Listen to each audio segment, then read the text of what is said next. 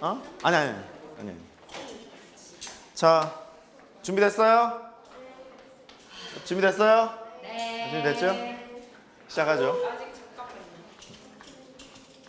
집중. 수열하는데 수열은요 OT부터 합시다. 수열이 뭔고 하니 일정한 규칙성을 갖고 수 또는 식을 나열한 걸 수열이라고 해요. 수만 나열했다고 생각을 해보면 이런 거 있죠.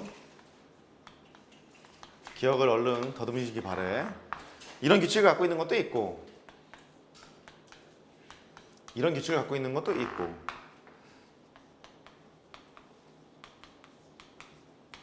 이런 규칙을 갖고 있는 것도 있고 이런 규칙을 갖고 있는 것도 있고 어쨌거나 수가 나열되어 있는데 규칙성을 갖고 나열되어 있잖아요. 위에 있는 것은 차례대로 일정한 수가 더해지고 있죠. 차례대로 일정한 수가 더해지고 있죠. 차례대로 일정한 수 얼마씩 더해지고 있나요? 2씩 더해지고 있어요. 이런 수열을 등차수열이라고 합니다. 그죠? 등차수열. 등차수열의 정의가 그럼 뭔고 하니 차례대로 일정한 수가 더해진 수열을 등차수열이라고 해요. 한번 읽어보세요. 차례대로 일정한 수가 더해진 수열. 차례대로 일정한 수가 더해지는 수열. 그때 일정한 수를 뭐라고 부르지? 공차라고 불러요. 애칭이 있어요. 영어로 D라고 합니다. 디스턴스 생각하시면 돼요. 거리, 차이, 디스턴스 생각하시면 됩니다. 차례대로 일정한 수가 더해진 수열을 등차수열이라고 하고 얘는 차례대로 일정한 수가 곱해져 있는 것 같아요. 여기 2 곱해져 있고요. 2 곱해져 있고요. 또 2 곱해져 있어요. 이렇게 차례대로 일정한 수가 곱해진 수열이 있지. 얘를 등비수열이라고 하죠. 사실 등차수열, 등비수열 이렇게 배우면 좀 헷갈려요. 이게 뭐 어떤 소리냐면 등차수열 그러면 차가 일정한 수열이라는 소리거든요. 등, 같다, 차, 차이. 그러니까 차가 이루다 일정하잖아요. 등차수열 그렇게 얘기하는 거고요. 등비수열은 비가 일정하다는 소리예요. 비를 보시면 여기가 1대2, 1대2, 1대2, 비가 다 일정하잖아요. 등비수열 그렇게 얘기하는데 직관적이지가 못해요. 그래서 등차수열은 차례대로 일정한 수가 더해진 수열, 등비수열은 차례대로 일정한 수가 곱해진 수열 그렇게 하자고요. 이때 일정한 수가 곱해져 있잖아요. 걔를 공비라고 부르고 애칭이 뭐였지? R 그랬어요. 이 R이 뭐의 약자냐면 레시오의 약자예요. 레시오가 B라는 소리거든요. 2대3, 3대4, 3강이실 2대3, 3대4 그런 걸 B라고 해요. 레시오 됐죠? 공비라고 부릅니다. 그 다음에 이런 거는 규칙이 있긴 있는데 뭐라고 딱히 규정 지을 수가 없잖아요. 이렇게 묶어보면 뭔가 규칙이 있을 것 같기도 해요. 이거를 군수열이라고 부르기도 합니다. 한번 읽어봐. 군수열. 이렇게 얘기를 해요. 잡수열에 속해져 있는 거예요. 여러 가지 수열에. 얘는 규칙은 알겠어. 1, 그 다음에 두 번째 건 1 두 번 쓰고 세 번째 건 1 세 번 쓰고 이렇게 쓸 수 있잖아요. 규칙이 있는데 딱히 뭔가 규정 지을 수는 없을 것 같아요. 그냥 얘는 그냥 잡수열 합시다. 여러 가지 수열.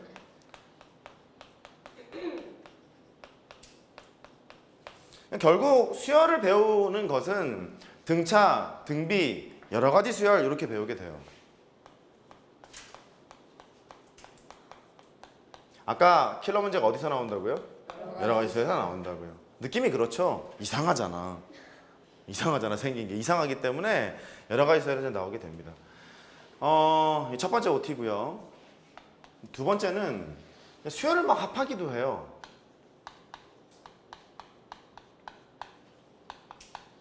수열을 합하는데 용어가 있지 않냐? 첫 번째 항을 A의 원 이런 걸 첫 번째 항이라고 부르잖아. 첫 번째 항, 두 번째 항, 세 번째 항, 네 번째 항 이렇게 부르잖아요. 수를 나열을 하게 되는데 두 번째 항, 세 번째 항 이렇게 나열을 해요. 네 번째 항 이렇게. 근데 수열을 쓸 때 어떻게 쓰냐면 이런 수열을 AN이라는 원소를 갖고 있는 집합입니다 라고 표현을 해요.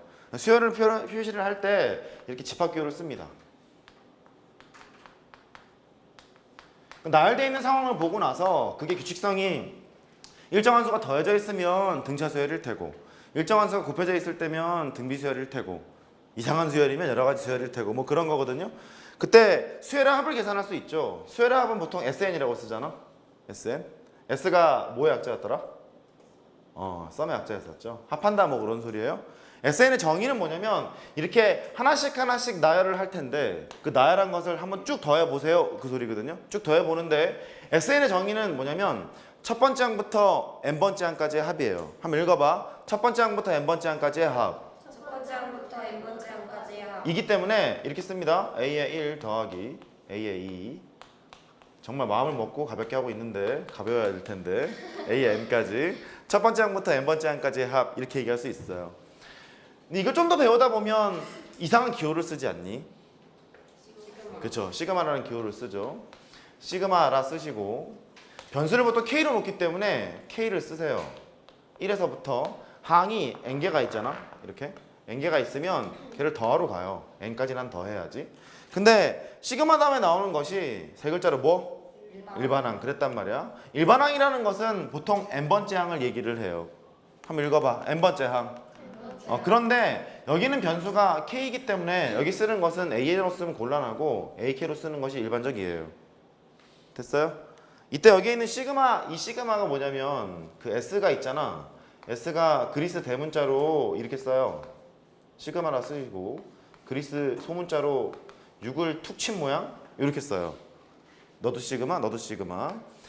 얘는 합한다는 의미를 가지고 있는 시그마로 보통 많이 쓰고요. 얘는 어디서 샀더라? 배운 사람 있을 텐데. 어이 박통, 어이 아줌마. 표준 편차했습니다. 한번 읽어봐. 표준 편차. 중3 때 배웠던 거 있죠?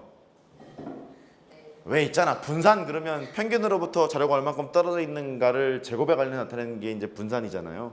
이렇게 하면 분산이 크다. 이렇게 해서 분산이 작다. 근데 분산에다 루트를 딱 때린 걸 표준 편차라고 하거든요. 표준 편차가 영어로 스탠다드예요.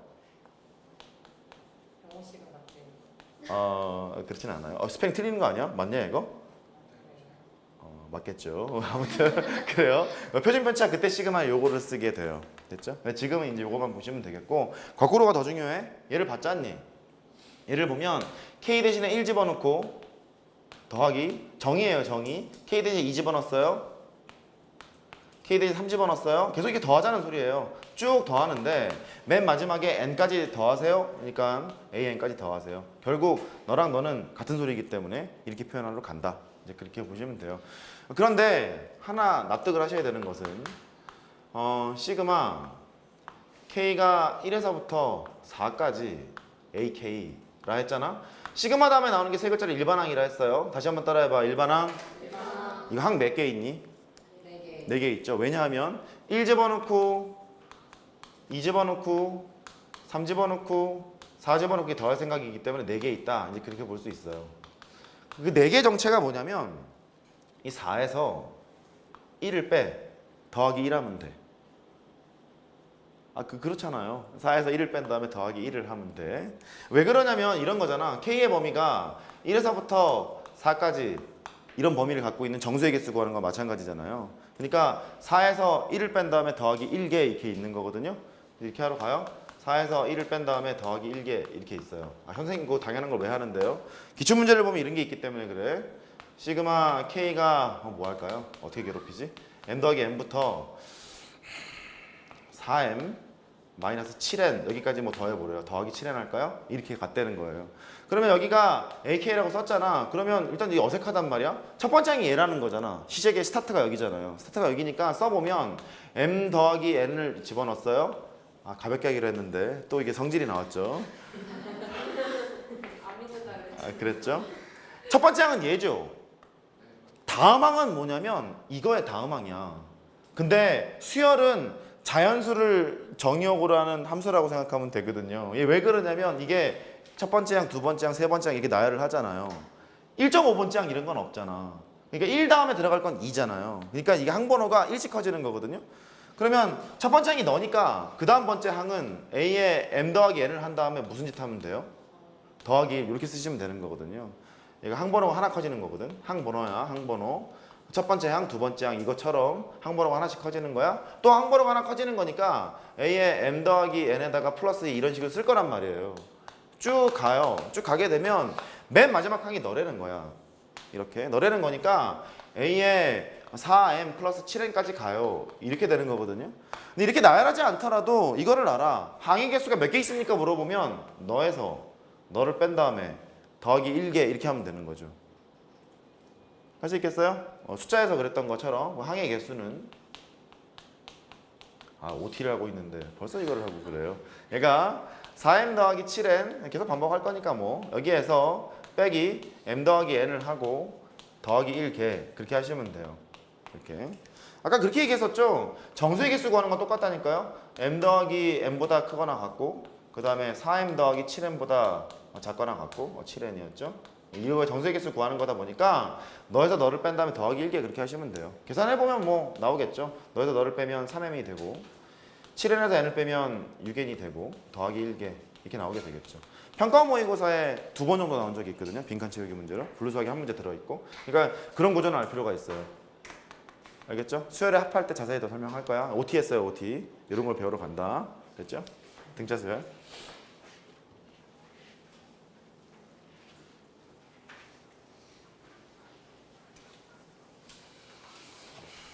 네, 페이지 넘길까요? 네. 그냥 확 오늘 수열 다 끝내버릴까? 아니요. 아니에요. 개념만 확 끝내버릴까 그냥? 저 그런 거 자신 있거든요. 겨울방학 때 미적 원했었죠 그때. 미적 원하는데 그 첫 번째 단원 수열의 극한을 하려고 봤더니 수열을 아니 그랬더니 왜 이러고 있는 거예요? 그래서 그래 등차 수열 등비수열을 다 하도록 하자 다 끝냈던 적이 있죠. 그랬죠. 오늘도 그럴지도 몰라요. 합니다. 지워.